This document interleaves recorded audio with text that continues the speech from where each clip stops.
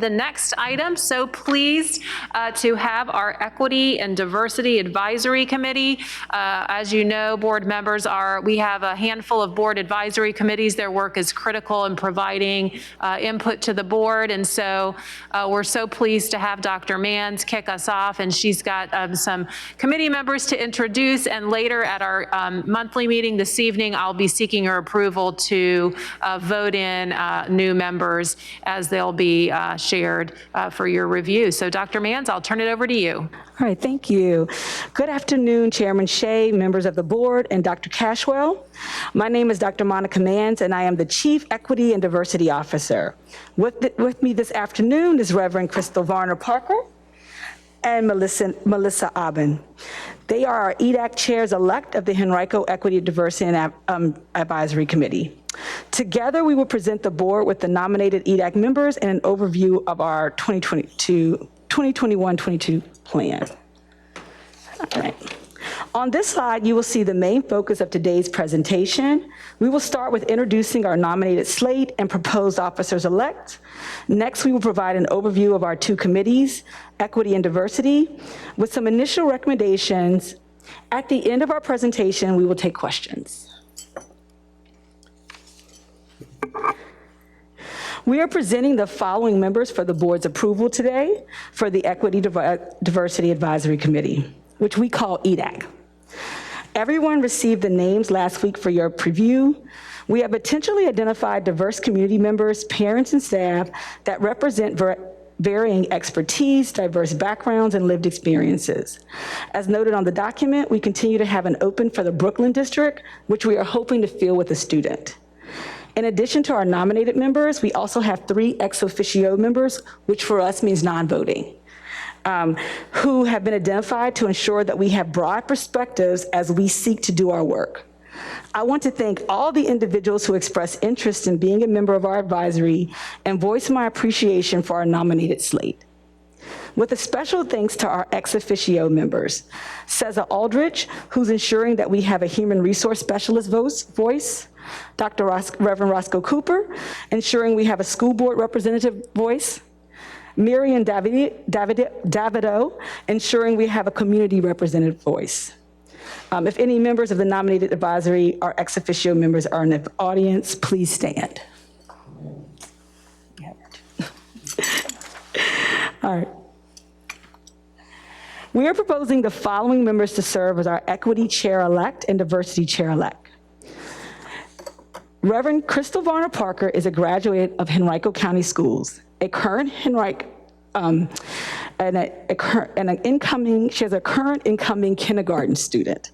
She currently serves as the associate pastor at Salisbury Presbyterian Church and formerly worked as a financial educator with regular work in Henrico County Schools. Crystal also served as the co-chair of our 2019-2020 Elementary Redistricting Committee and appreciates the importance of being involved as a community member. Ms. Melissa Aben currently serves as an exceptional education secondary teacher in the Varina District.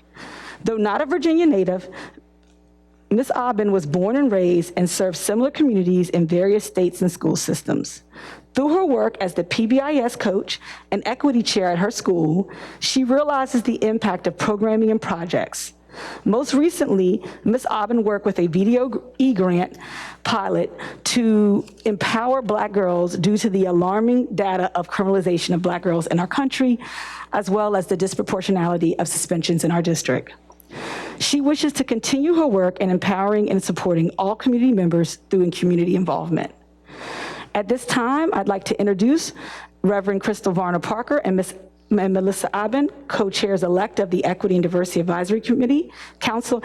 As you can imagine, this group of officers-elect has already begun work to ensure that EDAC is prepared to work hand in hand with the EDO department.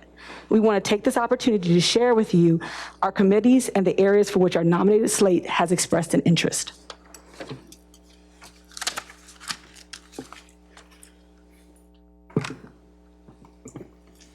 Thank you for the opportunity to meet with you and to share the work of the Equity and Diversity Advisory Committee. Equity is the process of ensuring that the processes and programs are impartial, fair, and provide equal possible outcomes for every individual. Education equity requires one to focus on educational fairness, which implies that factors specific to one's condition should not interfere with the potential of academic success. The bylaws of the Equity Committee will be focusing on the 2022-2023 are supporting the development of an internal audit on the most significant areas of concerns identified during the Equity and Diversity Climate Assessment. Providing recommendations to the school board to include the following: identification of concerns, audit, summary, goals, objectives, best practices, strategies, rationale, budgetary demands, and the identification of associated milestones as needed.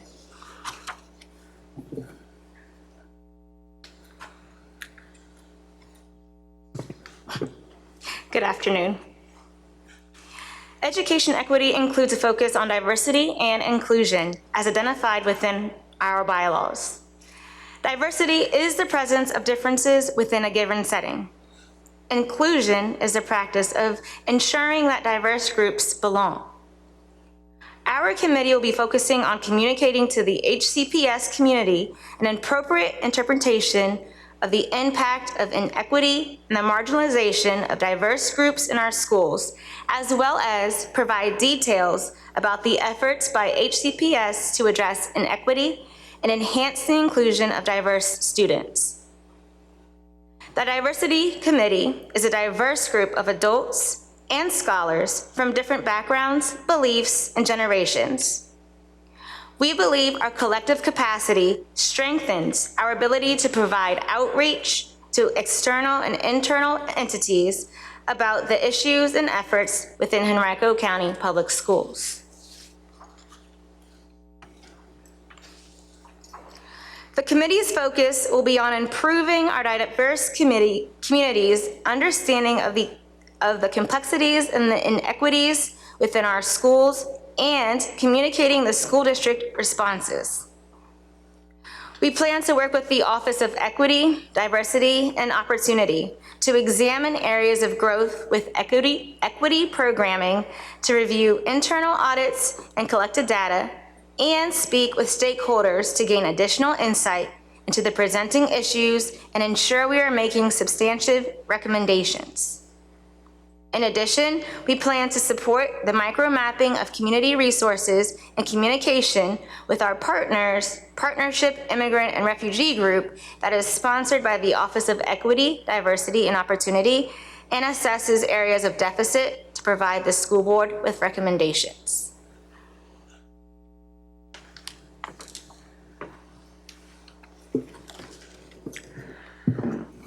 Our advisory represents internal and external stakeholders of Henrico County Public Schools, which is proudly a minority-majority school district.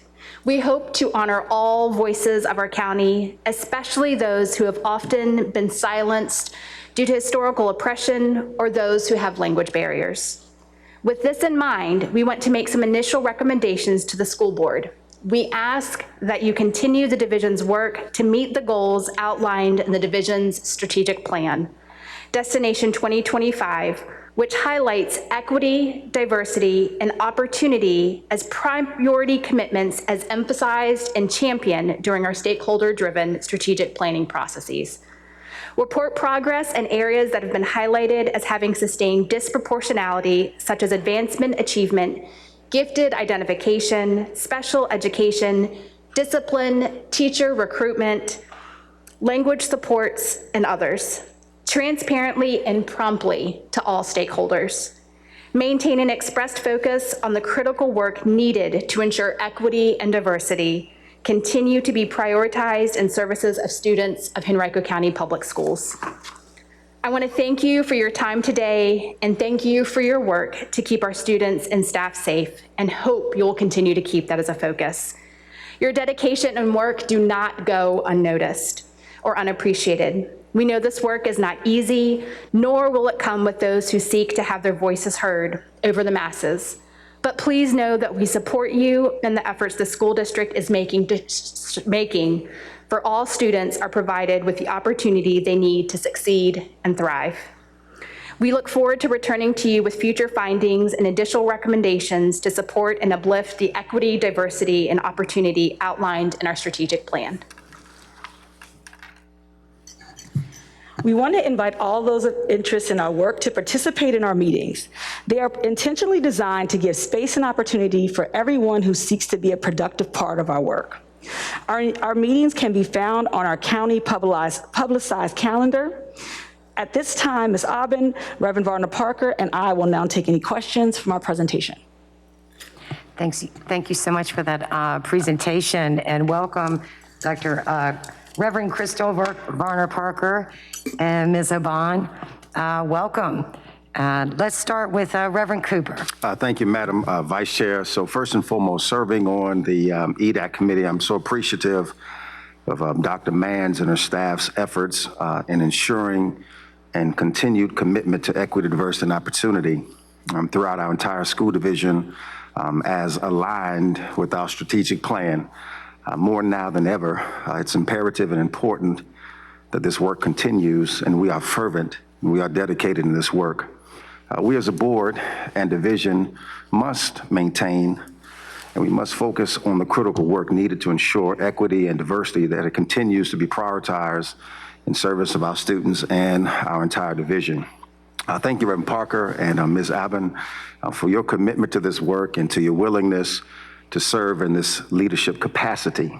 I am appreciative to you all's commitment and your dedication, as well as the focus on the 4 areas of focus for this year. Dr. Manns, real quick, if you could quickly talk a little bit about the process that you'll be utilizing to examine areas of growth with equity programming. So the first thing is we identified, as we have in the past, 1 or 2 areas that we want to focus on. This year, we're really interested, when we met, was talking about the areas of belonging, particularly around our English language learners, as well as other areas. And so we're going to be working closely with, as stated, our English Learning Advisory as they are beginning their audit process. And so during that process, they'll be conducting the audit, but we'll just be there to provide some input and supports around that to understanding it. And then as they come out with the recommendations, and we'll be working with them on those recommendations as well, we'll put forward those recommendations to you all.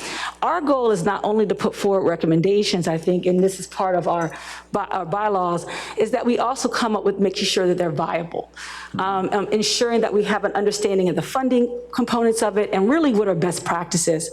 I think oftentimes we have a lot of ask, but we want to come with a little bit more than just ask. Another area that we've had some conversations about is around attendance. So that's an area that they're also going to be looking into. And so I'm led by the EDAC advisory more so than being led by me. So those are the 2 areas that at this point they have expressed interest in. Thank you so much for that. Madam Vice Chair. All right, thank you, Reverend Cooper. Ms. Ogburn. Thank y'all for serving and for volunteering to be part of this important work. And to all the members of the committee, this is how we get things done, is when we all come together for a shared purpose. And Monica, if you don't mind, if you could go to the Y diversity slide. I just have a quick thing here. That one. I really like that you're focusing on communication with communities, because we want to be sure that we meet those communication needs. We've talked a lot about communication today. And when we have families from so many different cultures and backgrounds, and we make sure that they all have that information that they need, it's so critical that, like you said, that belonging to our community and our whole school family, I think, is so important.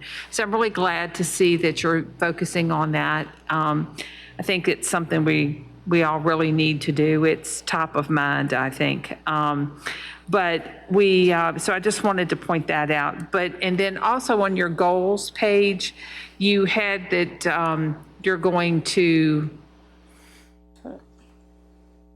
Areas of focus. Well, you were going to, I think it was this one, you're going to report out the next steps and the progress that you're making. So how are you going to do that? When are we going to be hearing from you again? And will this be a report that community has available to them, that kind of thing? So how we did it in the past, again, our advisory was a little down during COVID, to be very honest. We had a very difficult time meeting the FOIA requirements. And so that's what's kind of held us up a bit. But what we've done in the past, we normally submit a report to you all, which we have done. So what'll happen next year when we come back with our recommendations, we'll come back with a report. And Okay. so you'll receive not only a written report, but also a presentation along with those recommendations. And in that recommendations, we'll talk a little bit about how we arrived at the recommendations.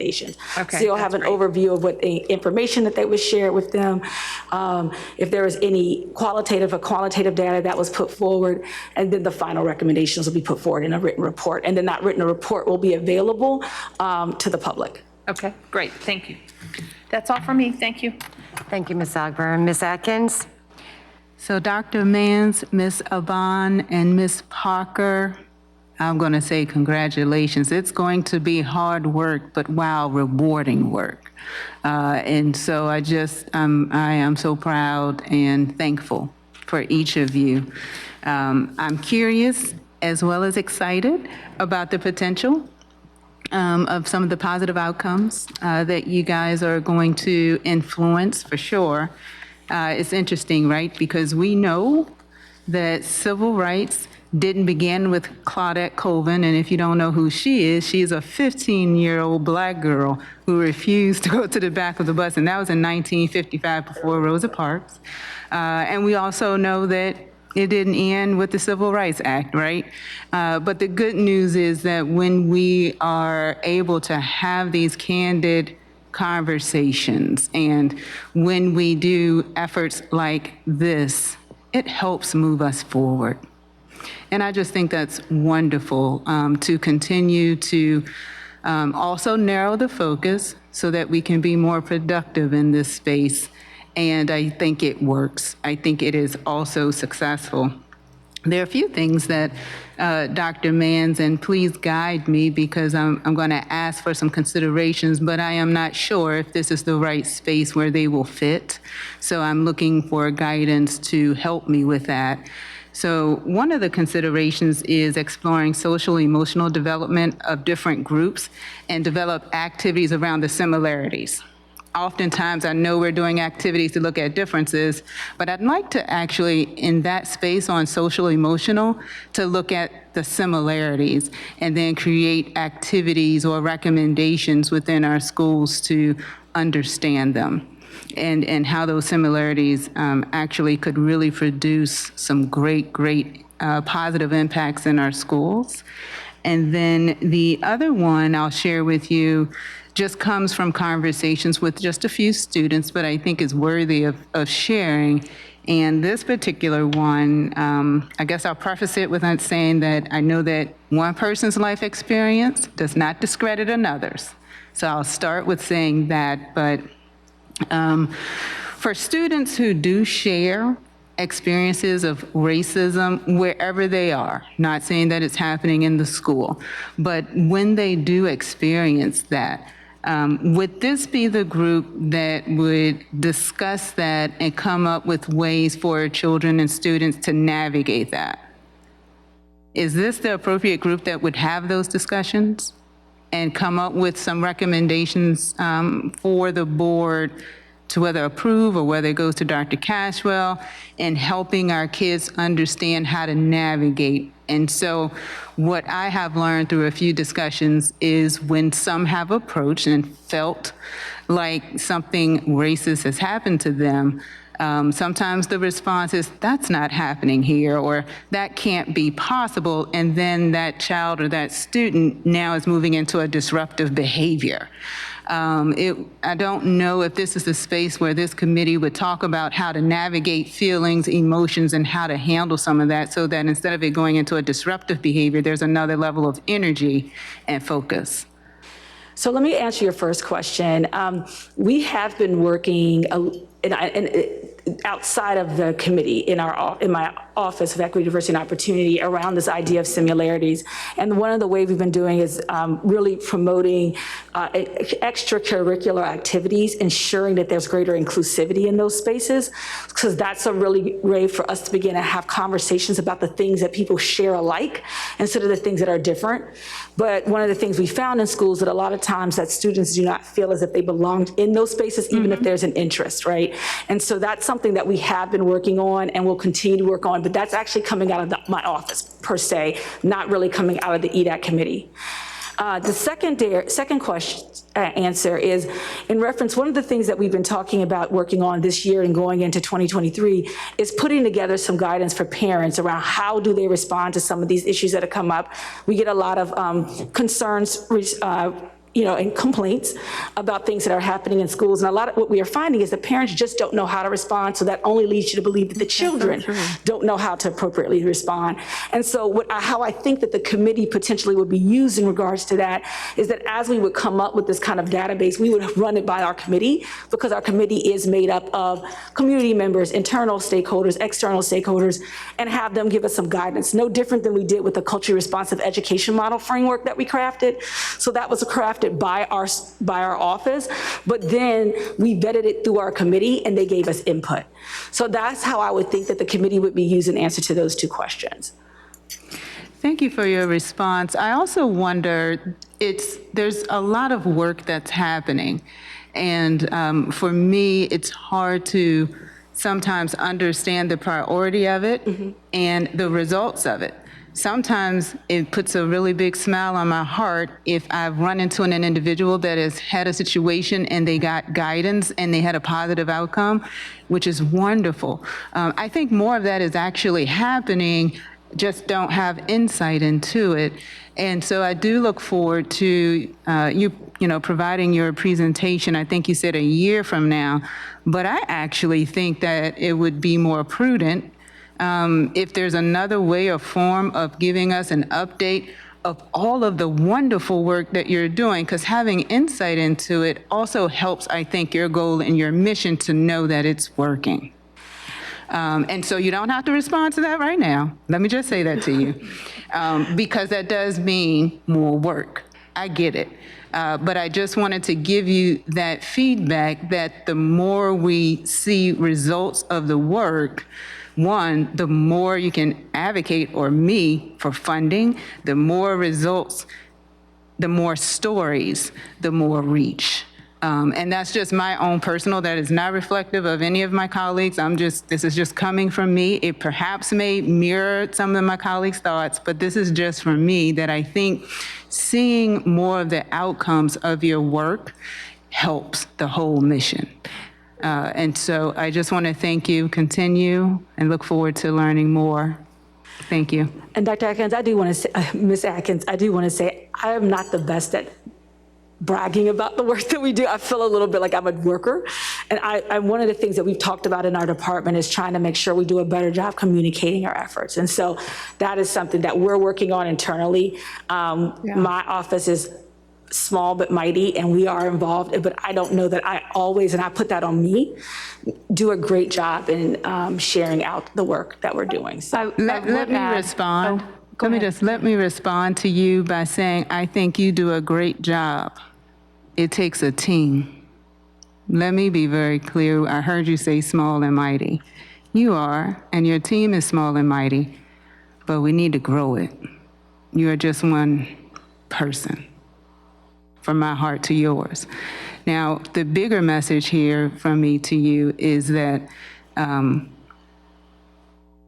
Henrico County Public Schools has a large staff, and utilizing that staff could be a challenge, but it is here. And I think that where there is a will, there is a way, and I think we can make it possible. Okay? All right. And I would add to that, Mrs. Atkins, while the report for the EDAC committee would be a year from now, because as the board advisories report once a year to the board per their bylaws, The Office of Equity, Diversity, and Opportunity that Monica heads up will report much more often than that, and will continue to provide updates. And there's certainly any of the upcoming board meetings are open for any of our chiefs to bring forward work and highlight it along the way. And we've done that, and we'll keep doing that. So I think the mention of a year from now is specific to the advisory committee's formal report. I just want the full board and our constituents to know that Dr. Manns will continue to bring forth updates along the way in conjunction with our strategic plan update. So you see, as those are charted out, a number of them are aligned to the work, not just in the Equity and Diversity Department, but they're shared responsibilities for all of us. But look forward to hearing all along the way, and we'll support the efforts to bring forward the work and champion the work, because it's critically important. So Dr. Cashwell, thank you for that.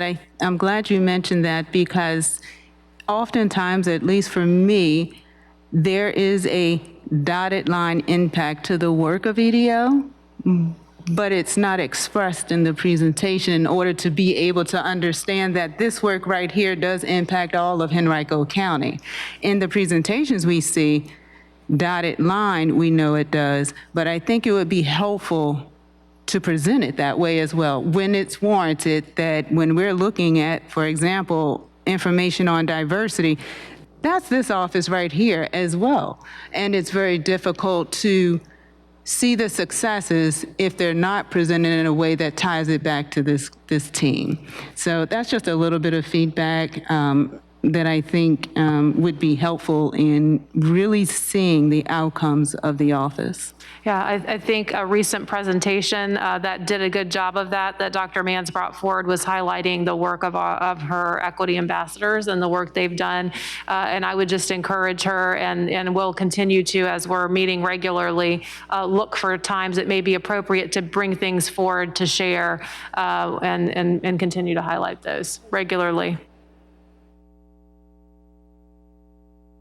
Thank you, Ms. Atkins. Mrs. Shea, do you have any questions or comments? Yeah, just a couple of brief comments. When I look at the initial EDAC recommendations here, they align very much with what Ms. Kinsella in some ways has already said in our last presentation, which is highlighting the importance of transparent and timely reporting of the strategic plan, because it really anchors all of our work. I really look forward to the work of EDAC resuming, as well as all of our advisories resuming as we figure out how to make this work and what we're hoping to move to a more normal post-COVID-like structure for our advisories and our committees. And I'm really just looking forward to the terrific leadership of our two new leaders for this committee. That's all. Thank you. I'm excited to hear, just like you said, some of the work stopped on some of our committees as to COVID. So I'm just excited to even have this presentation, to have you guys working together to serve. I look forward to working with you. And to echo Ms. Atkins' comments about the synergies with EDO, that EDAC and EDO will work together, and to see that. So I know the superintendent noted that. I just want to ask you about, did you say there was a vacancy in the Brooklyn? And it's for a representative then on the committee? Yeah, we are looking to find a student. We had a number of staff who actually contacted, and not that we won't defer to a staff member, but we really felt like we had a broad representation of staff, and we were really trying to make sure that we had a student represented from every district. And so if you know of a student who's interested, and I say that not only to you, Ms. Kinsella, but to anyone in the public who may be interested, please have them contact us, because we are really looking to have a student to kind of round it out. Absolutely. We need student voice Yes. representing the Brooklyn district on the committee. Who should they contact? Just contact me. My email is mmanns@henrico.k12.va.us, and I also can be found on the website. Okay. The information can be found on the website. Thank you for that. I just appreciate this presentation. My colleagues have covered it all. Thank you so much. It's good to see you. Thank you. And then Dr. Cashwell. Thank you again to the committee, our new, we'll look forward to the new membership, new officers, and thank you for your patience. I know we've had a rather long agenda and you've been patiently waiting in the audience all the while, so we appreciate you having taken the time to be here. Thank you so much.